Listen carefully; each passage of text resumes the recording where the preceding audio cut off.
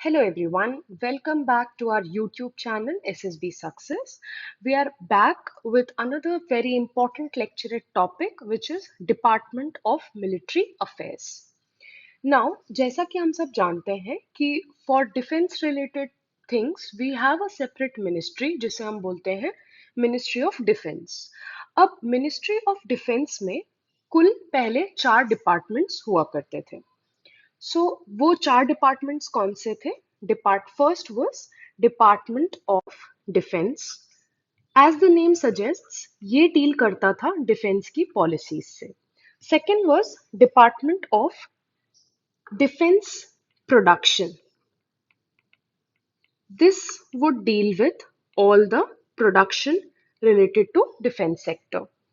Third ministry was Department of Defense Research and Development. This would deal with all the R&D, research and development. Fourth was Department of Ex-Serviceman Welfare. As the name suggests कि जो भी हमारे serviceman ex serviceman है उनके welfare से related चीजें जो है वो सब टेक केयर करता था department of ex serviceman welfare. इन चारों डिपार्टमेंट के बाद in the year 2020 one more department was added to the ministry of defence. उस डिपार्टमेंट का नाम है डिपार्टमेंट ऑफ मिलिट्री अफेयर्स और DMA.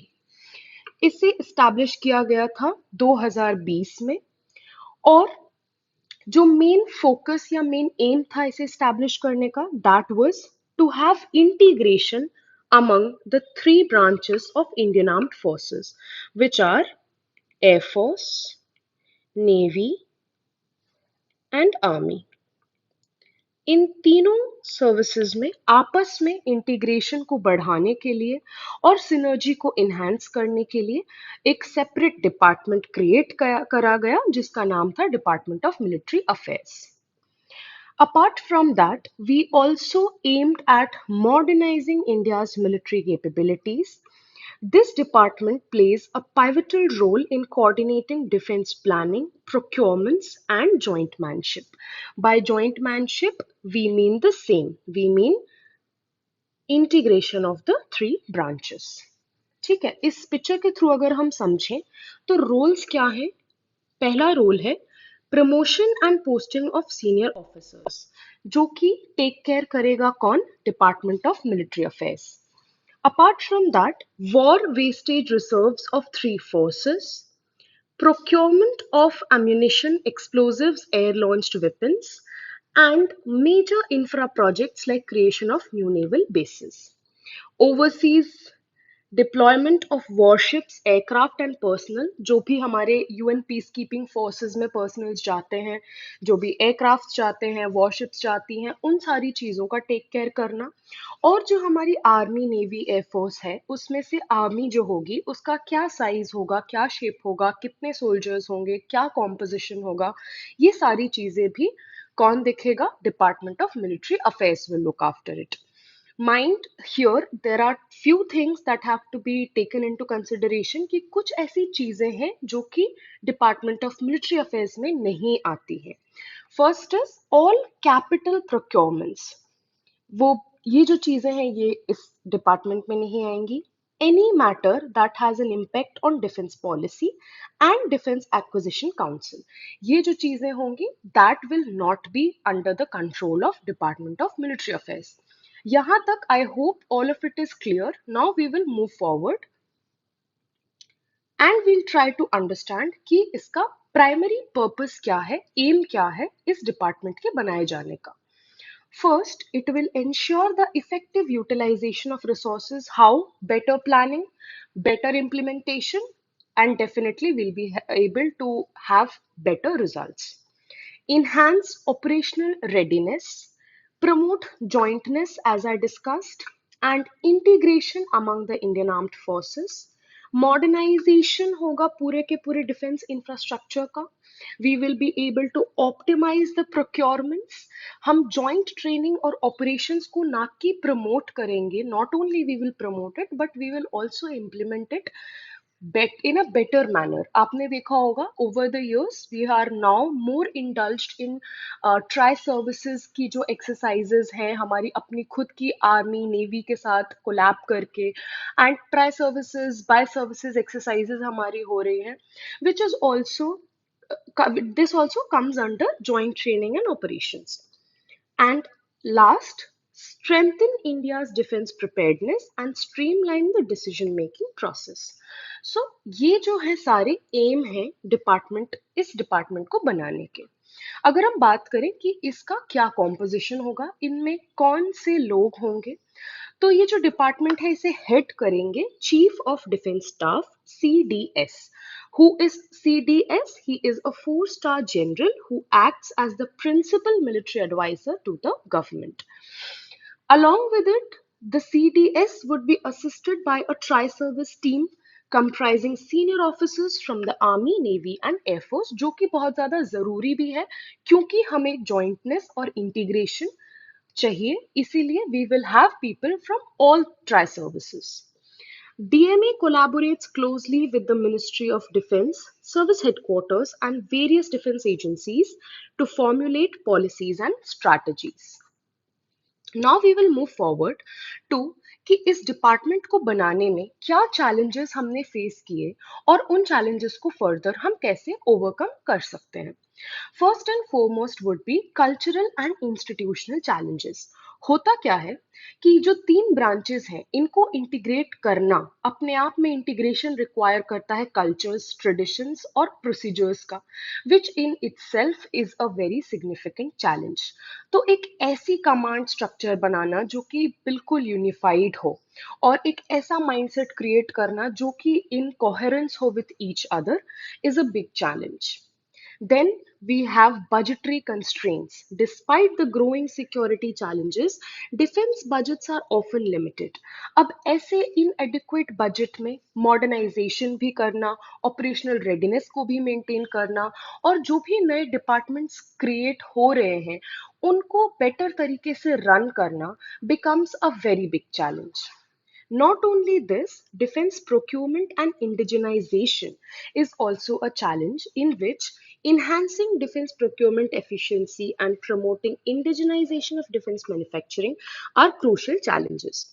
Balancing technological advancements, cost effectiveness, and timely acquisition of critical defense equipment necessitates careful planning and implementation. इस point का मतलब ये है कि अगर हमें प्रोक्योरमेंट्स करने हैं, इंडिजिनाइजेशन करना है, all of it will require a lot of planning, a lot of implementation, timely which has to be there. So ये सारे कुछ चैलेंजेस हैं जो ये डिपार्टमेंट फेस करेगा और कुछ हद तक कर भी रहा है। तो इससे हम कैसे डील कर सकते हैं? If we talk about the way forward or the solution, first and foremost would be enhanced integration and jointness. That जो DMA है, ये जो डिपार्टमेंट है, ये जिस तरह से अपने एफर्ट्स डालते आ रहा है, it has to continue its efforts to foster jointness and integration among the tri services. जो जॉइंट ट्रेनिंग एक्सरसाइजेज होती आ रही हैं, इन्हांस्ड एक्सचेंज प्रोग्राम्स होते आ रहे हैं और शेयर्ड कमांड स्ट्रक्चर्स हैं, इनको हमको प्रमोट करना चाहिए। इससे होगा क्या, ट्राई सर्विसेज के बीच में नॉट ओनली कोऑर्डिनेशन बढ़ेगा बट इंटरऑपरेबिलिटी भी बढ़ेगी, एंड जो हमारा प्राइमरी एम था जॉइंटनेस का, वो हम काफी हद तक हासिल कर पाएंगे। Second, modernisation and capability enhancement.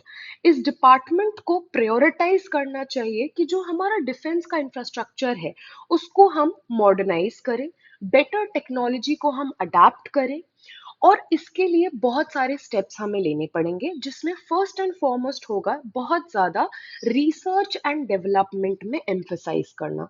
हम जितना अच्छा रिसर्च और डेवलपमेंट करेंगे उतना बेटर हम अपनी डिफेंस इंफ्रास्ट्रक्चर को मॉडर्नाइज करने में काबिल होंगे।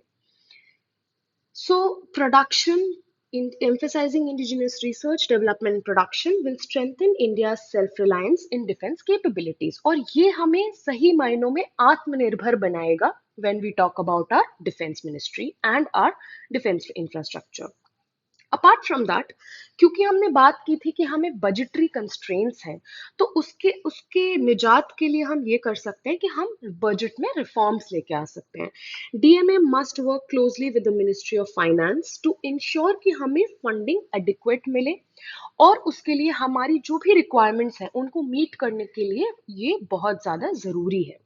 We'll have to rationalize defense expenditure, exploring public private partnerships. Now, this is a very important point. Public private partnership को भी हमें प्रमोट करना होगा, जो कि ऑलरेडी किया जा रहा है काफी हद तक। और अगर हम इसी डायरेक्शन में इस तरह से आगे बढ़ेंगे, we will be able to modernize and indigenize our defense sector to a very great extent in very short amount of time.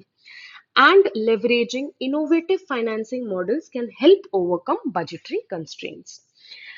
Last but not the least, we'll have to strengthen defense manufacturing. This department should focus on promoting indigenization and incentivizing domestic defense manufacturing. जिसके लिए अगर हमें collab करना हो private sector के साथ, वो हमें करना चाहिए। एकेडमिया एंड रिसर्च इंस्टीट्यूशंस, इससे क्या होगा, इन यंग और इन डेवलप्ड माइंड्स के साथ कोलैब करने में we will be welcoming a lot of innovation and advancement, जो कि इन द लॉन्ग रन हमारी डिफेंस के सेक्टर को बहुत ज्यादा स्ट्रेंथन करेगा। Now, if we want to conclude this topic, we can conclude it on a note कि जो ये डिपार्टमेंट है इसको establish करना is a very good step which has been taken by the present government। और इस M के साथ अगर हम सही डायरेक्शन में काम करते रहे, so we have the potential to transform India's defence capabilities. कुछ चैलेंजेस आएंगे, जैसे कि cultural integration, budgetary constraints and defence procurements, जिनको हमें टाइमली एड्रेस करना है। But with the help of continued efforts to foster jointness, modernize defense infrastructure, allocate adequate resources, and promote indigenization, this ministry or this department can help shape a stronger and more resilient Indian armed forces. So, in challenges के बारे में सोचना, इन challenges को continuous efforts के साथ face और tackle करना is the only way we will be able to get rid of all the shortcomings and help shape a stronger and more resilient Indian Armed Forces. I hope you understood this topic. Comment down in the comment section what you think of this department. What are your views on the topic? Until then, all the best. Keep preparing.